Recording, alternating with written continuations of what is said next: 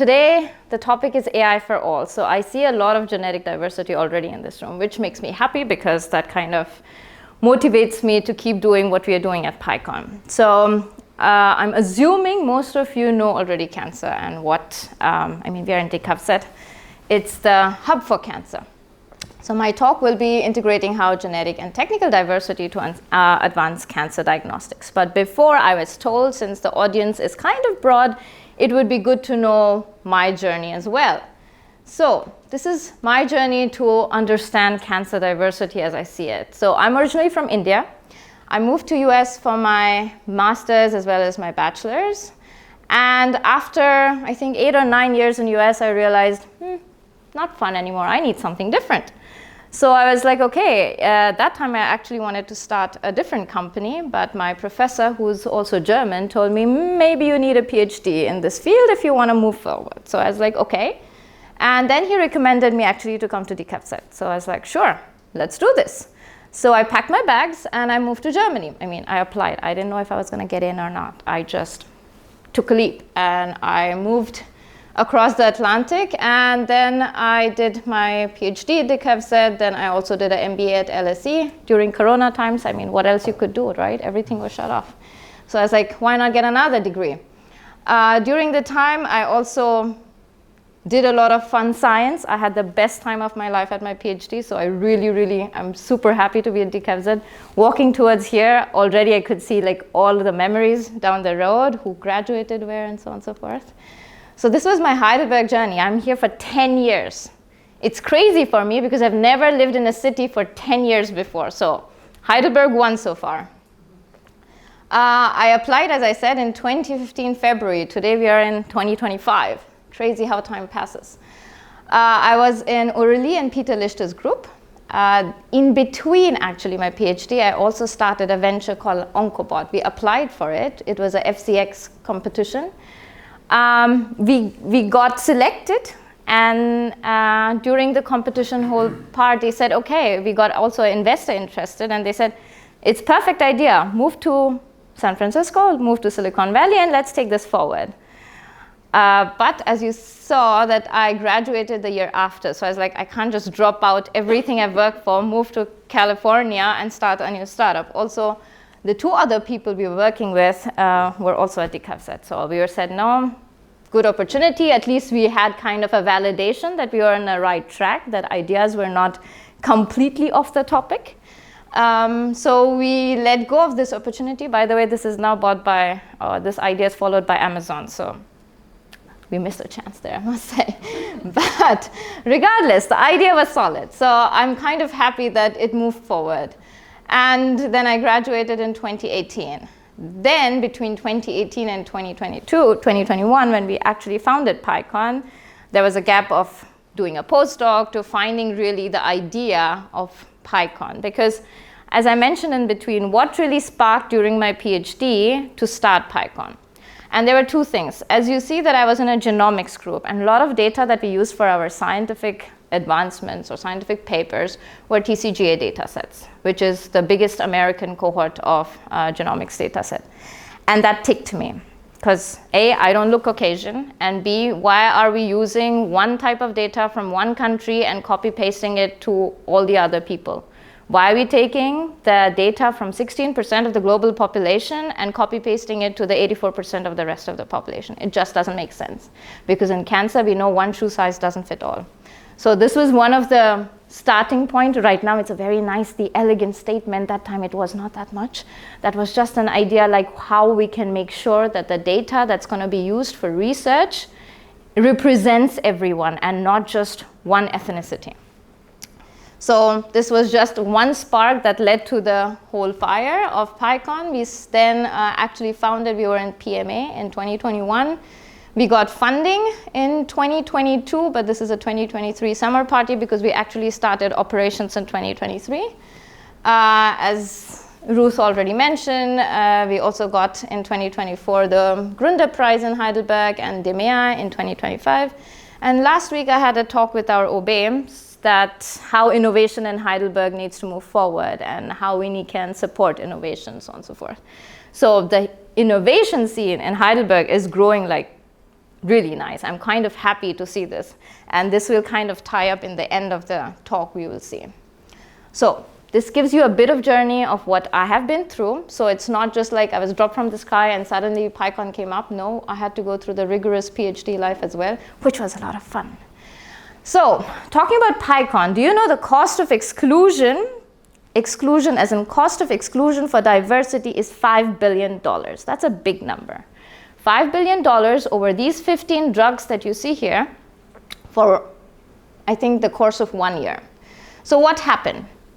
Because when big pharma ignores diversity or doesn't take diversity into play and just puts the drugs into these key markets like India, Mexico, China, Africa, the people will not react to these drugs. Why will they not react? Because genetically and epigenetically we are different, right? So this is the amount of money pharma actually lost. So this is not made up numbers. This is real. This is public information. This is not something that we came up with. So it's not just the money that we are talking about. What also annoys me, it's the patient lives this takes. It's not just the money. It's in the end, a cancer patient is not getting the right drug because it was never tested for his or her ethnicity. And this just not goes into the R&D part. It also goes into clinical trials part. This is also public information. These are the drugs for clinical trials that were tested with this amount of population. As you see, more than 80% is Caucasian. African, 1, maximum 3%. Asian are all grouped into one Asian because we know Asians are different. You can't just say Asian and that involves everyone. That doesn't work that way. And you will see that also in a minute.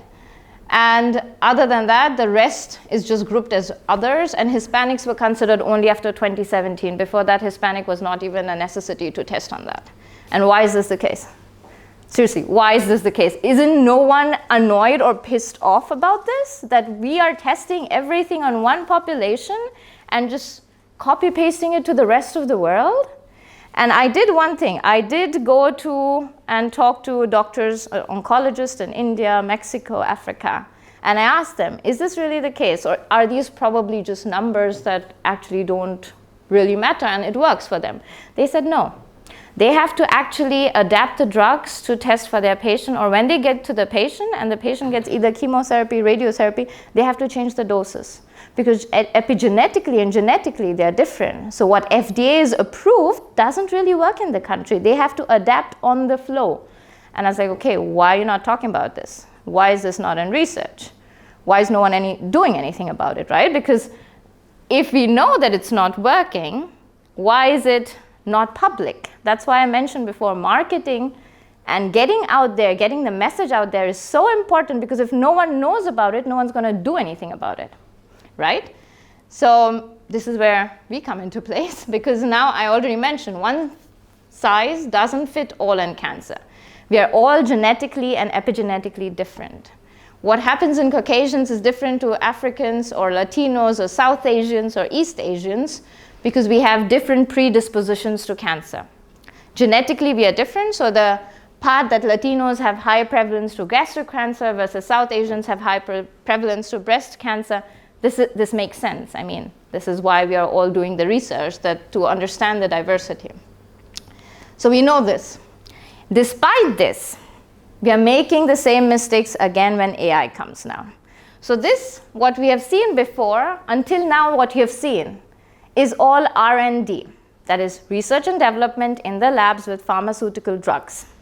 And we all know AI is coming, right? I mean, everyone has used ChatGPT probably 10 times today to get one or the other thing done. So we know AI is coming, and now AI is also coming into cancer diagnostics. AI is gonna, I mean, there are a lot of companies doing drug discovery in AI. There are a lot of companies doing AI models for XYZ cancer. But guess what? All of them are training their data sets again on the 16% of the global population. Why? Why is this happening? Why is 16% of the global population representing 82% of the AI training data sets? What about the remaining 84%? Why are we making the same mistakes again and again? You know why we are making? Because no one knows about it. No one talks about it. Everyone says, that's a cool algorithm. I have 92% area under the curve. It's accurate. Let's publish it. Let's get it out. Did anyone ask what training data set you use the algorithm to be trained on? I've talked to 3 big companies, competitors, so I'm not going to say their names, since I've also been taped. All of them use data from the same 3 hospitals in the US to build their algorithms.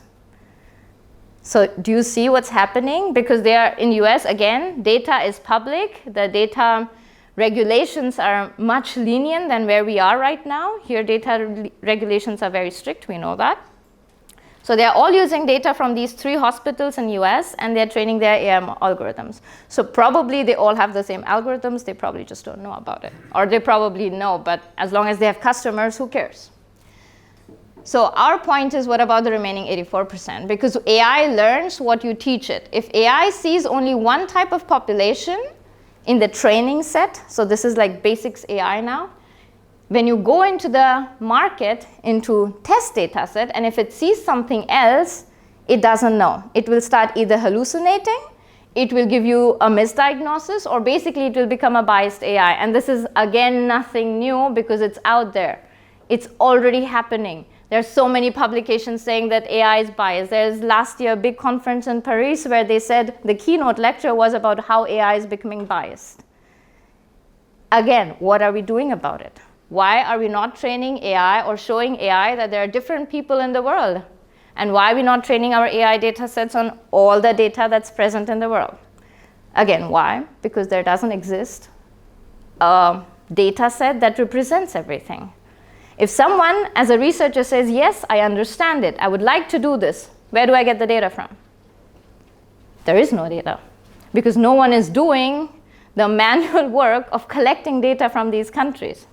And this is where we are coming into place. This is where we say diversity is our USP. This is where we say we collect our data not just from one country, but we have 69 countries on board now. This is where we say that, okay, part of our data will be publicly available in terms of a foundational model. We will get to it. But our goal is to make sure everyone is represented. I know the entire map is not colored. We are working on it. We are a startup. We have limited funding. So it takes baby steps. But my point is, you really have to do the work of going down, shaking hands, and bringing trust to the mission. This is, so many investors ask me, why did you do it, and why couldn't a big company, I don't know, like Roche or Big Pharma, who has billions in their pockets, why couldn't they do it? And I talked to some of these companies. I was like, because they are now part of our customers. And it's like, why didn't you guys get access? Because you have, like, I don't know, billions more than I do. There's like, yeah, we sent emails, they didn't work. I don't know how you're doing it. It's like, yeah, emails. Who's going to trust you with emails? Do you really think a doctor is going to talk to you based on emails? No, you have to actually go down there. You have to shake hands. You have to make them understand the mission that you're doing and why is it important, because you have to also understand their pain points. And that's one of the reasons why people, I'm going to say this out loud because this is a big word to use, people trust us more. Because they see the mission, they see the vision, they understand the importance, especially with the AI. They already see the pain points right now happening in the clinic. So they said, yes, that makes sense. I would like to collaborate. And this is how we formed partnerships all over the world. So our mission and our aim is to collect a multimodal data lake for cancer. We are focused only on cancer because that's my background. And right now you can only do one step at a time. So we focus on histopathology, omics, radiology, and lab. We started with histopathology. Question is, again, why didn't you start with everything in the same time? As a startup, you need to focus. You need to focus on one point, make that right, and then you can expand. We focused on histopathology because you needed to build a scalable infrastructure. You needed to build the data pipelines. You needed to make sure that people collaborate with you. If you start with everything, you will not achieve anything. So we started with histopathology, that's where our 69 countries come from, and now we are moving into omics because we want to connect histopathology with omics together. And now comes another big question which people might ask, which I will already answer again. What about regulations? You said data security is very hard in Europe. How are you doing it? 2 points. So we have very strong data security lawyers on our team. That helps. Second is you need to also understand the regulations of other countries, and you need to bridge the gap. I mean, it doesn't happen overnight. It takes time. It took me 2 years to build what we are doing right now, which seems a lot of time to just build this, but it takes a lot of efforts to make sure that you're doing regulatory stuff right. You're making sure that you're not ethically, you're making sure that no patient or doctors are getting, I don't know, their data is not misused, so as to say. So to make sure the ethical as well as regulatory aspect is taken care of, you need to make these, let's say, baselines or the groundwork done. That's why we started with histopathology. It was also easiest to start because it's image data. It's easier to anonymize compared to genomics. Genomics, I think you need 15 polymorphisms and you can identify a patient. Not that easy. But there are ways you can do it in terms of research, but in general, anonymization with omics doesn't work. Right, so this is our data. We have 50 plus countries, 3 million images, 60 plus primary sites with 130 cases, and we are growing every single day. Now we have a lot of data, I said. What do we do with it? Because with AI, if you just dump data at AI, it doesn't work if it's not curated. For AI to use this data, you need to make sure it's curated data sets. So that's why we built a PAICS platform, where all the data which comes from different parts of the world, which is very unstructured, goes through certain automated pipelines, because AI-based, I can't do manually 3 million images. It goes through the QC checks, different classifiers, as well as segmentation classifier, and we, in the end, does a metadata QC to become a structured data set, and then we further classify it for class 1, 2, 3, and 4 based on how much clinical annotation is attached to this. This becomes very technical now. Point is, once this data is structured, you can then use it for different types of AI use cases, whether you use it for foundational models or cancer staging models or classification models, doesn't matter. But PAICS took a lot of time, and this was a very important, and it's a core of PAICON, because without PAICS, the data is just, I'm taped, but it's a very public saying, shit in, shit out. For AI, if you have shitty data, you will not get good algorithms, right? So this is the plan. So PAICS is a very core part of PAICON. Next part is, now I showed you we have data lake, we have a PAICS. Now what are we doing? Because now we are sitting with a lot of data at our hands. Next steps. We build our own AI models, because if we have access to such diverse data, and if we can use this data to build unbiased AI algorithms, what's stopping us? So we said, yeah, sure. Let's build the Athena, which is the foundational model. We have PyChat, which is a large language model, which if anyone reads Rhein-Neckar Zeitung, wissenschaftlicher paper, they recently discussed this. And we have our diagnostics use cases as well. And this also includes the ISO certification, which is, if you're doing a startup in this region, you need to know and have these ISO certifications to make sure that you're following the regulations. So we have our models. I'm not going to go through each and every. I will give you 2 examples, because otherwise time is not going to permit us. We have Athena foundational model. This is our biggest foundational model, not in terms of data, but in terms of diversity. There are many other foundational models out there. Go to, I don't know, there is, I think, the Alpha, irgendwelche, Rudolph, and then there's BioOptimus, the biggest one. They're all big and they're all good. But again, they have the same problem, that they're trained on one type of data set. So why are we different in terms of our foundational model than the rest is because we have 50 plus countries representing our foundational model. That means that when Athena comes out, it will become the first foundational model which is trained on the most diverse data. And we actually tested this hypothesis 3 weeks ago, 4 weeks ago, something, where the AI scientist came to me and said, hey, you know what? The hypothesis you first showed, if the data is trained on certain data set and goes outside, it will not recognize, holds true. With Athena, the first test, they did it with breast cancer. They took X model, I'm not going to name the competitor's model, and they took Athena. And what they did is they trained on data sets of breast cancer from China. Guess which worked better? Yeah, Athena. Right? So the point is, it does make sense. The hypothesis holds true. Now we just have to make sure that it works for every entity. We did it step by step, but this takes a lot of resources. But the point is, for the Athena model, it makes sense that it works on a lot more ethnicities than just one. And with foundational models, if you know a bit more about foundational models, you know you take this as a basis to develop further future models that could anywhere be with these applications.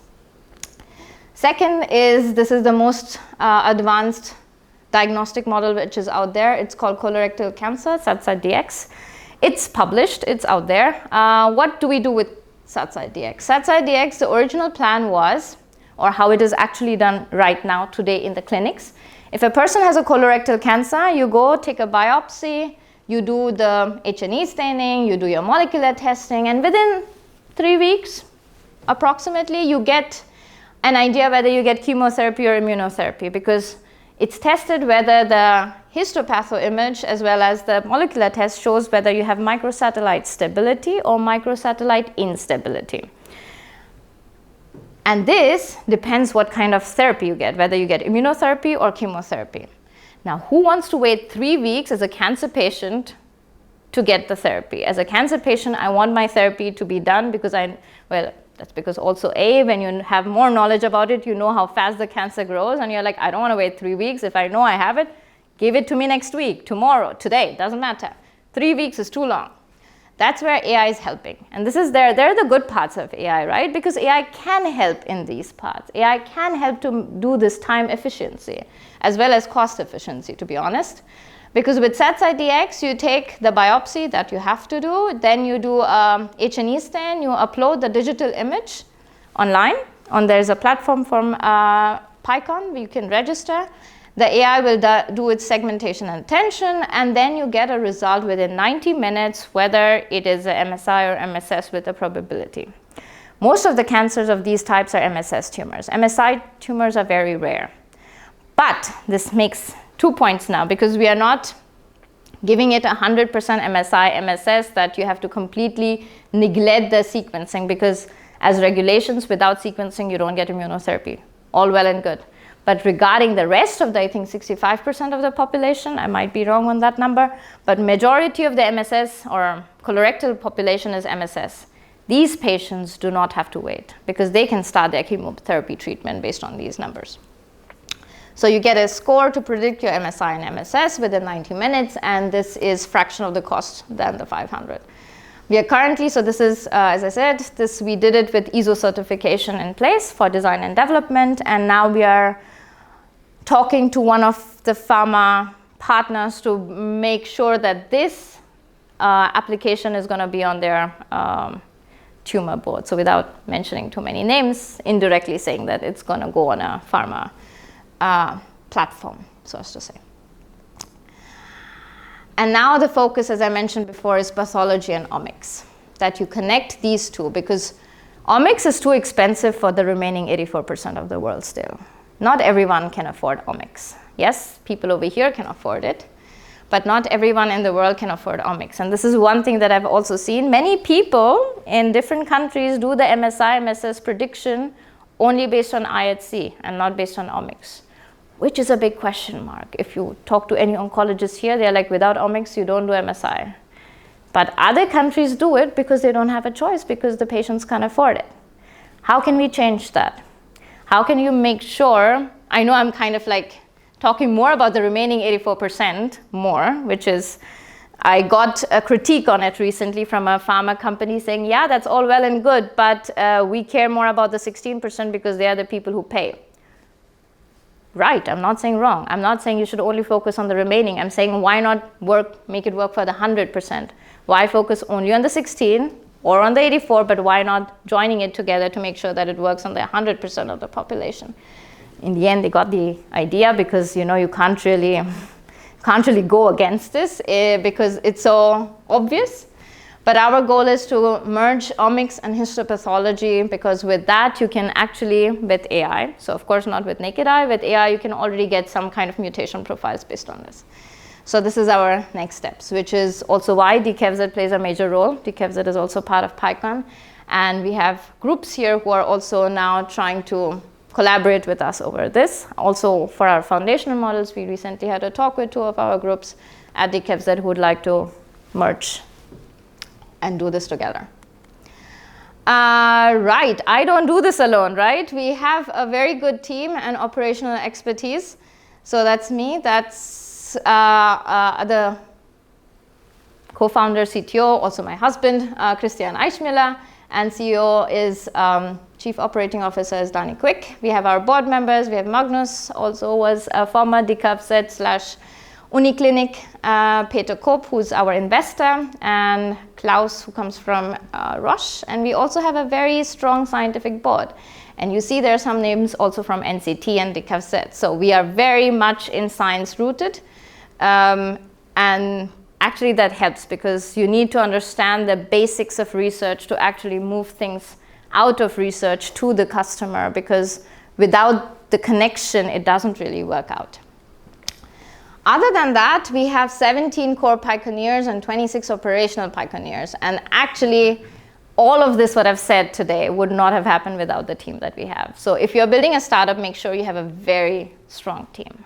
Because without that, seriously, these are just words and I can come and give a talk and nothing will happen. Because in the end, they are the ones sitting in the office and working right now, right?